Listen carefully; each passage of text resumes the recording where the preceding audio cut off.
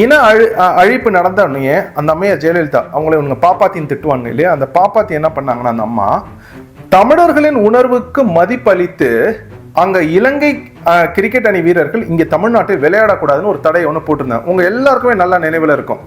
அந்த அம்மா பாப்பாத்தின்னு இவங்க சொன்னாலும் ஒரு தமிழ்ச்சி மாதிரி இருந்து மனதளவில் அவங்க இருந்து அங்க இருக்கிற அந்த இலங்கை அணி வீரர்கள் இங்க வரக்கூடாது, தமிழர்களுக்கு அது வந்து ரொம்ப வருத்தமா இருக்கும் அப்படின்னு சொல்லி நம் உணர்வுகளுக்கு மதிப்பளித்து அந்த ஒரு தடையை போட்டாங்க.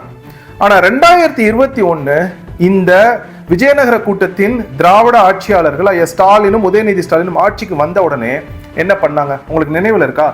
சிஎஸ்கேல அந்த சென்னை சூப்பர் கிங்ஸ்ல ஐபிஎல்ல மதிஷாவா அந்த ராணுவ அந்த ஒரு இலங்கை வீரர் அந்த இலங்கை வீரரை கூட்டிட்டு வந்து இங்கு விளையாட வைத்தாங்க. உங்களுக்கு நினைவில் இருக்காது.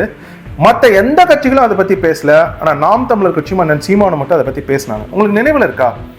இப்ப ஒரு நிமிடம் நம்ம நின்று பார்த்தோம் அப்படின்னா இந்த திராவிடர்கள் தமிழர்களை எப்படி மழுங்கடிக்க செய்கின்றார்கள் அப்படின்னு நீங்க பாத்தீங்கன்னாலே உங்களுக்கு ஒரு உண்மை புலப்படும். அது என்ன தெரியுமா? யார் யாரெல்லாம் தமிழர்களை எதிர்க்கின்றார்களோ அவர்களுக்கெல்லாம் தமிழ்நாட்டிலே வாய்ப்பளித்து தமிழர்களுக்கு உணர்வுக்கு மதிப்பளிக்காமல் தமிழர்கள் உணர்வை அவர்கள் மழுங்கடிப்பார்கள். இது நிறைய இடங்கள்ல நடந்திருக்கு.